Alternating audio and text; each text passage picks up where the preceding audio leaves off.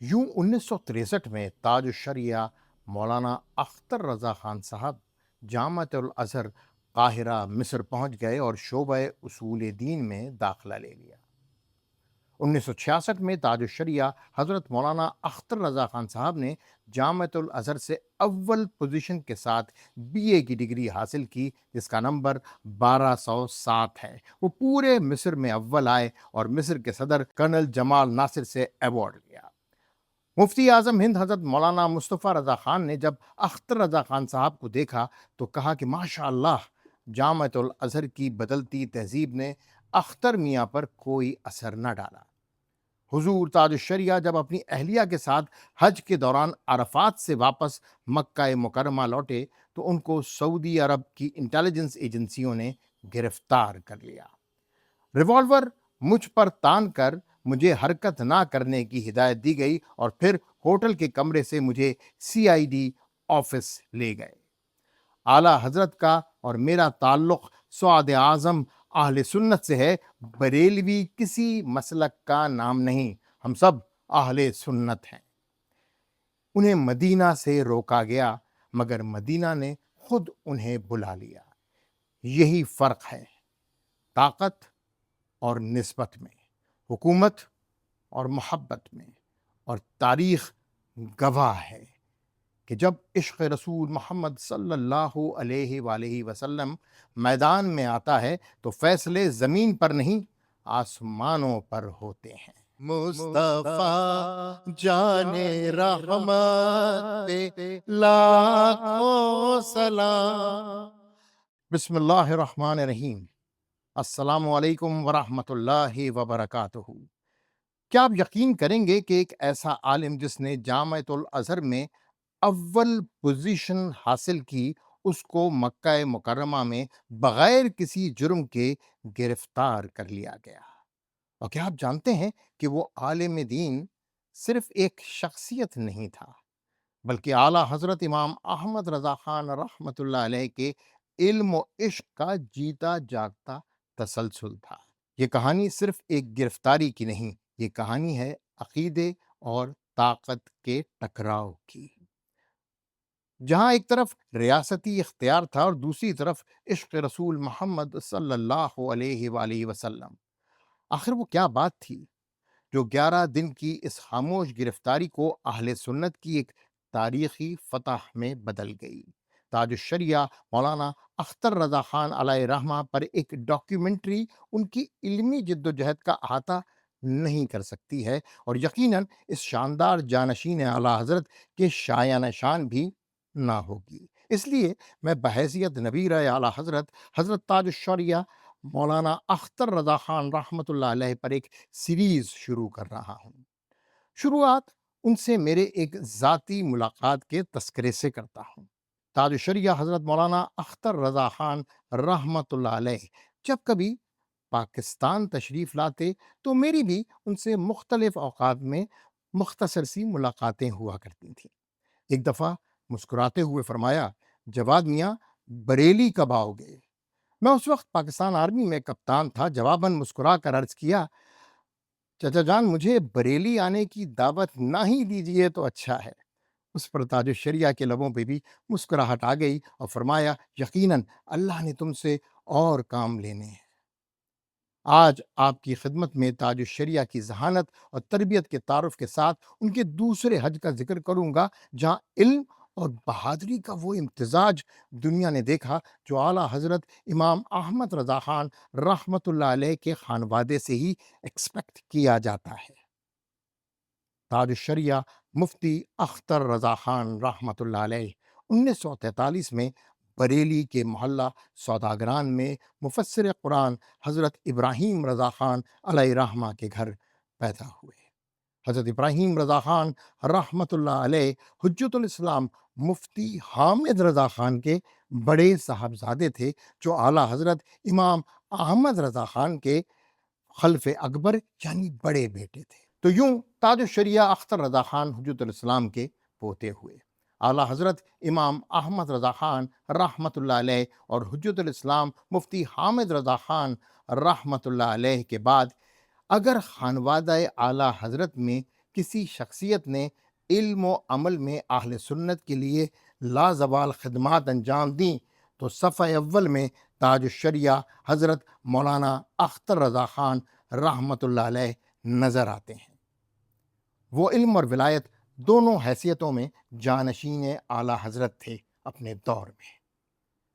تاج الشریعہ کے والد گرامی مولانا ابراہیم رضا خان نے آپ کی ظاہری، باطنی اور دینی تربیت کا خوب اہتمام کیا۔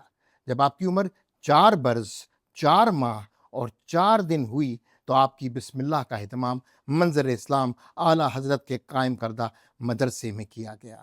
حضرت مفتی مجتبیٰ اشرفی شیخ الحدیث منظر اسلام تاج الشریعہ کے بارے میں کچھ یوں فرماتے ہیں: حضرت تاج الشریعہ کو کتابیں پڑھنے کا بہت شغف تھا۔ زمانہ طالب علمی سے ہی نئی نئی کتابیں دیکھنے پڑھنے کا بہت زیادہ شوق، حتیٰ کہ راستے چلتے بھی کتابیں پڑھتے، اور اب میں دیکھ رہا ہوں کہ وہ شوق دن دنا رات چوگنا ہے۔ ابتدائی کتب پہلی فارسی، دوسری فارسی گلزار دبستان اور بوستان جناب حافظ انعام اللہ خان تسنیم حامدی سے پڑھیں۔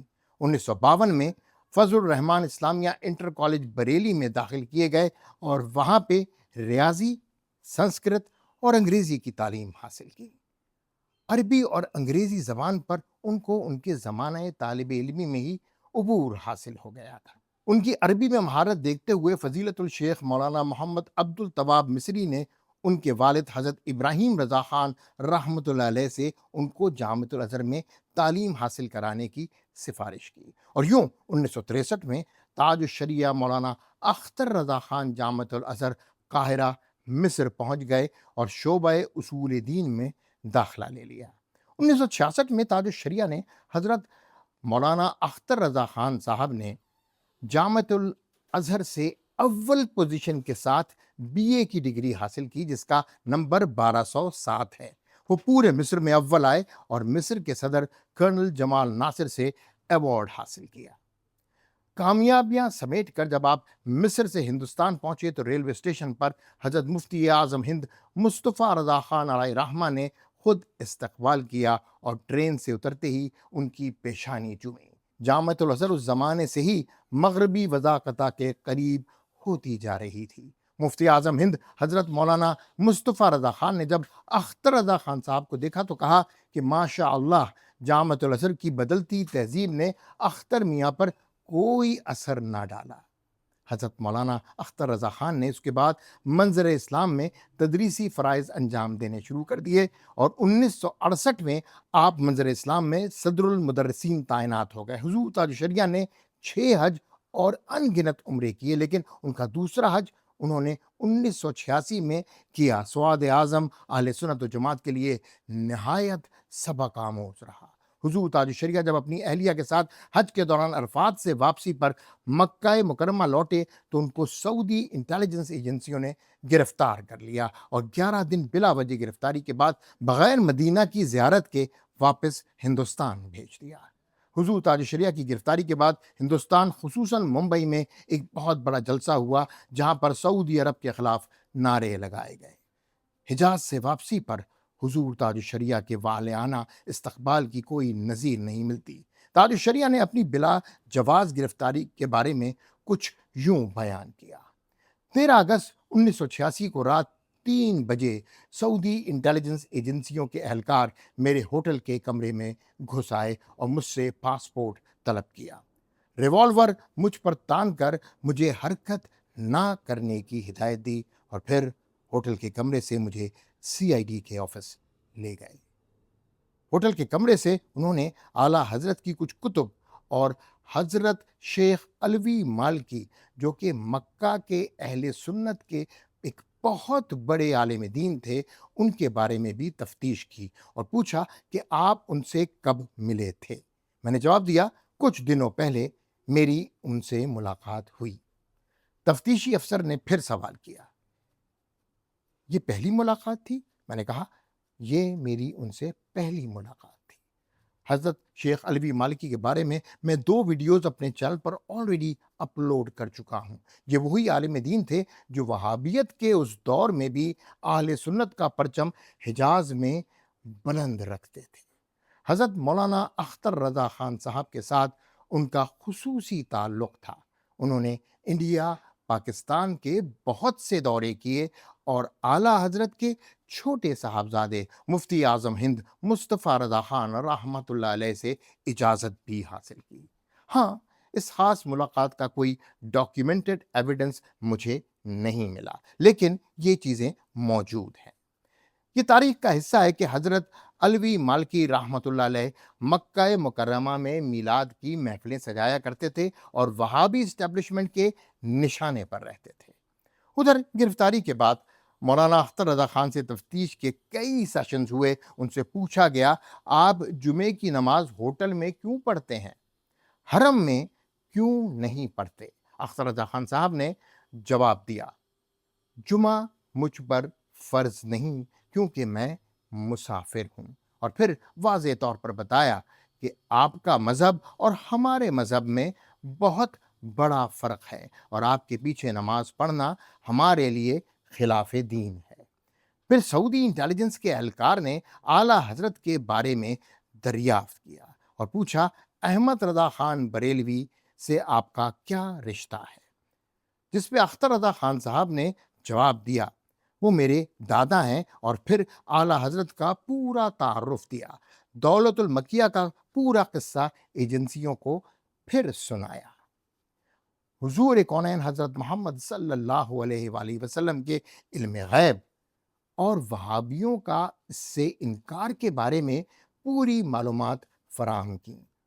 ان کو فلک شگاف الفاظ میں یہ بھی بتایا کہ وہابیت حضور کونین حضرت محمد صلی اللہ علیہ وآلہ وسلم کی شان توحید کے نام پر کم کرتے ہیں، معاذ اللہ۔ ایجنسیوں نے کہا، آپ بریلوی مکتبہ فکر سے ہیں، جو ایک نیا مذہب ہے، جس پر اختر رضا خان صاحب نے تاریخی جملے کہے۔ اعلیٰ حضرت کا اور میرا تعلق سواد اعظم اہل سنت سے ہے۔ بریلوی کسی مسلک کا نام نہیں، ہم سب اہل سنت ہیں۔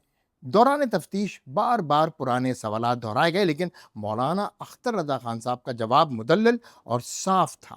سی آئی ڈی کے اہلکاروں نے یہ سوال بھی کیا کہ بر صغیر میں کتنے فرقے ہیں اور قادیانی کون ہیں؟ حضرت مولانا اختر رضا خان صاحب نے جواب دیا کہ اعلیٰ حضرت نے قادیانیت کا رد ببانگ دہل کیا ہے اور اس پہ 6 رسائل بھی لکھے ہیں، اور ہمارے دشمن ہم کو قادیانی ٹھہراتے ہیں اور اسی حوالے سے ہمیں بریلوی کہتے ہیں، جبکہ ہم اہل سنت و جماعت ہیں۔ سی آئی ڈی کے اصرار پر مولانا اختر رضا خان صاحب نے وہابیوں اور اہل سنت میں فرق کھل کر بیان کیا، وسیلہ اور توسل پر بھی مدلل گفتگو فرمائی۔ اگلے دن ان کی طرف سے اقرار نامہ لکھ کر سی آئی ڈی کے اہلکار مولانا اختر رضا خان صاحب کے پاس آئے۔ اقرار نامہ کچھ یوں درج تھا، میں فلاں بن فلاں بریلوی مذہب کا متی ہوں۔ تاج الشریعہ حضرت مولانا اختر رضا خان علیہ رحمہ نے سی آئی ڈی کے اہلکار کو وہیں روک دیا اور بتایا، میں آپ کو بتا چکا ہوں کہ میں کسی بریلوی مذہب سے تعلق نہیں رکھتا، میں اہل سنت و جماعت سنی مسلمان ہوں۔ اس اقرار نامے میں وسیلہ اور حضور کونین حضرت محمد صلی اللہ علیہ وآلہ وسلم میں اہل سنت کے عقائد درج تھے، اور یہ بھی لکھا تھا کہ وہابی ان عقائد کی وجہ سے اہل سنت کو مشرک کہتے ہیں۔ اس نشست میں انہوں نے اختر رضا خان صاحب سے ان کے لندن کے وزٹ کے بارے میں بھی دریافت کیا۔ تاج الشریعہ حضرت مولانا اختر رضا خان صاحب نے ان کو صاف صاف بتایا کہ لندن کے اجلاس میں ان کو برطانیہ کے سنی مسلمانوں نے بلایا تھا تاکہ اتحاد اسلام پر میرا پوائنٹ آف ویو برطانیہ کے سنی مسلمانوں تک پہنچائیں اور اعلیٰ حضرت امام احمد رضا خان کی فکر کو اتحاد اسلام کی فکر کے ساتھ جوڑیں۔ خان صاحب نے یہ بھی باور کرایا کہ وہ ان کی بتائی ہوئی یہ تجویز لندن کے اجلاس کے ڈاکیومنٹ میں شامل کی گئی۔ اقرار نامے میں میرے اعتراضات دور کر کے ایک senior C I D officer میرے پاس آیا اور اس نے کہا، میں آپ کا اور آپ کے علم کا بہت احترام کرتا ہوں، آپ سے دعاؤں کا طالب بھی ہوں۔ آپ کا کیس بہت معمولی نوعیت کا ہے، اس لیے جب آپ کو ہتھ کڑی پہنا کر اہلکار میرے پاس لائے تو میں نے آپ کی ہتھ کڑی فوراً اتروا دی تھی۔ اختر رضا خان صاحب کے بے حد اصرار کے باوجود ان کا جرم ان کو نہیں بتایا گیا، بلکہ یہی کہا گیا کہ آپ کا کیس بہت معمولی نوعیت کا ہے۔ تاج الشریعہ حضرت مولانا اختر رضا خان صاحب کو 11 دن بعد جدہ کے ایئرپورٹ سے مدینہ کی زیارت کے بغیر واپس ہندوستان بھیج دیا گیا۔ ادھر تاج الشریعہ حضرت مولانا اختر رضا خان کی گرفتاری کے دوران لندن میں بھی بہت بڑا مظاہرہ اور جمعیت علماء پاکستان حضرت مولانا شاہ احمد نورانی علیہ رحمہ اور مولانا عبدالستار نیازی رحمۃ اللہ علیہ کے علاوہ ہندوستان کے مختلف علماء اور مشائخ نے سعودی عرب کے بادشاہ شاہ فہد اور شہزادہ عبداللہ جو کہ اس وقت لندن میں تھے ان سے ملاقاتیں کی۔ ان ملاقاتوں میں شاہ فہد اور شہزادہ عبداللہ پر زور دیا گیا کہ حرمین میں ہر مسلک کو اپنے طریقے سے نماز پڑھنے اور عبادت کرنے کی اجازت ہونی چاہیے۔ کنز الایمان جو کہ اعلیٰ حضرت کا اردو ترجمہ قرآن ہے، اس واقعے سے پہلے اس پر بھی ایک غیر اعلانیہ پابندی لگی تھی جو کہ اس ملاقات کے دوران ختم کرائی گئی۔ شاہ فہد نے بتایا کہ کنز الایمان پر پابندی میرے حکم سے نہیں لگی اور میں وہ پابندی ابھی ختم کرتا ہوں۔ میلاد کی محفلیں جیسے چاہیں سنی مسلمان ترتیب دے سکتے ہیں اور سنی حجاج کرام پر کوئی عقیدہ مسلط نہیں کیا جائے گا۔ یوں مولانا اختر رضا خان کی گرفتاری اور اس سے پیدا ہوئے سیاسی اور دینی حالات نے سعودی عرب کی حکومت کو مجبور کر دیا کہ لندن میں کیے گئے وعدوں پر باقاعدہ ایک اعلامیہ جاری کیا جائے۔ یہاں ایک تاریخی حقیقت کو سمجھنا بہت ضروری ہے۔ یہ کوئی نئی پالیسی نہیں تھی بلکہ اس کی جڑیں 1926 تک جاتی تھیں، جب عبدالعزیز ابن سعود نے حجاز پر قبضے کے بعد ایک عالمی کانفرنس منعقد کی جس میں عالم اسلام کے مختلف مکاتب فکر کے علماء کو مدعو کیا گیا۔ اس کانفرنس میں یہ یقین دہانی کروائی گئی تھی کہ حرمین شرفین پوری امت مسلمہ کے لیے کھلے رہیں گے اور کسی ایک مخصوص فکر یا مسلک کی اجارہ داری قائم نہیں کی جائے گی۔ لیکن وقت کے ساتھ ساتھ کیا ہوا؟ یہ وعدے عملی طور پر پس منظر میں چلے گئے اور ایک خاص فکر کا غلبہ نمایاں ہوتا چلا گیا۔ یہی وجہ تھی کہ 1986 کا واقعہ محض ایک گرفتاری نہیں تھا، بلکہ اس واقعے نے اس پرانے وعدے کو دوبارہ زندہ کر دیا۔ دنیا بھر کے علماء کی آواز اور بڑھتے ہوئے دباؤ نے سعودی عرب کی حکومت کو مجبور کیا کہ وہ اپنے اس پرانے موقف کی دوبارہ یاد دہانی کروائے کہ حرمین شرفین کسی ایک گروہ کی جاگیر نہیں ہے بلکہ پوری امت مسلمہ کی مشترکہ میراث ہے۔ یہ اہل سنت کی ایک بہت بڑی جیت تھی جس کا سہرا تاج الشریعہ حضرت مولانا اختر رضا خان علیہ رحمہ کے سر ہے۔ 21 مئی 1987 ہندوستان کے سعودی قونصلیٹ سے ایک فون آتا ہے۔ ہندوستان میں تعینات سفیر مسٹر فواد صادق مولانا اختر رضا خان صاحب کو سعودی حکومت کی طرف سے مدینہ منورہ کی زیارت کے لیے 1 ماہ کے ویزے کی خوشخبری سناتے ہیں اور ساتھ ساتھ سفیر صاحب تاج الشریعہ حضرت مولانا اختر رضا خان صاحب سے پچھلے معاملات پر معذرت خواہانہ کلمات بھی ادا کرتے ہیں۔ 24 مئی 1987 کو مولانا اختر رضا خان مدینے کی زیارت کے لیے براستہ جدہ حضور کونین حضرت محمد صلی اللہ علیہ وآلہ وسلم کے سامنے حاضر ہوتے ہیں اور حضور کونین حضرت محمد صلی اللہ علیہ وآلہ وسلم کی ان کے عاشق سے بالآخر ملاقات ہو جاتی ہے۔ تو دوستو، یہ صرف ایک واقعہ نہیں تھا، یہ ایک اعلان تھا کہ جو لوگ حضور کونین حضرت محمد صلی اللہ علیہ وآلہ وسلم سے سچی نسبت و محبت رکھتے ہیں انہیں وقتی طور پر تو روکا جا سکتا ہے مگر ہرایا نہیں جا سکتا۔ تاج الشریعہ کو ہتھکڑی لگائی گئی مگر ان کے الفاظ آزاد رہے۔ انہیں مدینہ سے روکا گیا مگر مدینہ نے خود انہیں بلا لیا۔ یہی فرق ہے طاقت اور نسبت میں، حکومت اور محبت میں۔ اور تاریخ گواہ ہے کہ جب عشق رسول محمد صلی اللہ علیہ وآلہ وسلم میدان میں آتا ہے تو فیصلے زمین پر نہیں آسمانوں پر ہوتے ہیں۔ اور شاید اسی لیے تاج الشریعہ صرف ایک عالم نہیں تھے، وہ عشق مصطفیٰ صلی اللہ علیہ وآلہ وسلم کی وہ روشن دلیل تھے جو آج بھی ہم سب کے دلوں میں زندہ ہے اور ہمیشہ رہے گی۔ ہمارے آج کے علماء اہل سنت کو حضرت مولانا اختر رضا خان کی بہادری، بے باکی اور حق کی اس داستان سے سبق حاصل کرنے کی اشد ضرورت ہے۔ آج نجدیت کا زور ٹوٹ رہا ہے اور ہم آج بھی صلح کلیت کی آڑ میں بد مذہبوں کو فروغ دے رہے ہیں۔ ہمیں اب بزدلی ترک کر کے اپنے اسلاف کی بہادری کو اپنے لیے مشعل راہ بنانا ہوگا، اور یہی ہیں راہ حق پر چلنے والوں کے اسلوب۔ تاج الشریعہ حضرت اختر رضا خان کے روحانی اور علمی سفر کی داستان ابھی آگے چلے گی۔ اگلی قسط میں آپ کو تاج الشریعہ حضرت مولانا اختر رضا خان کا بابری مسجد کے بارے میں موقف اور بھارتی وزیر اعظم نرسمہا راؤ کی تمام تر کوششوں کے باوجود ان سے ملاقات نہ کرنے کا قصہ سناؤں گا۔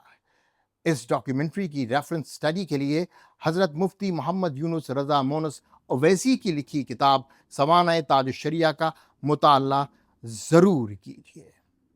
حضرت روہل کھنڈ یونیورسٹی سے پی ایچ ڈی کی ڈگری رکھتے ہیں۔ میرے ساتھ یوں ہی جڑے رہیے۔ انسنی باتیں، جواد رضا خان۔ مصطفیٰ جان رحمت پہ لاکھوں سلام،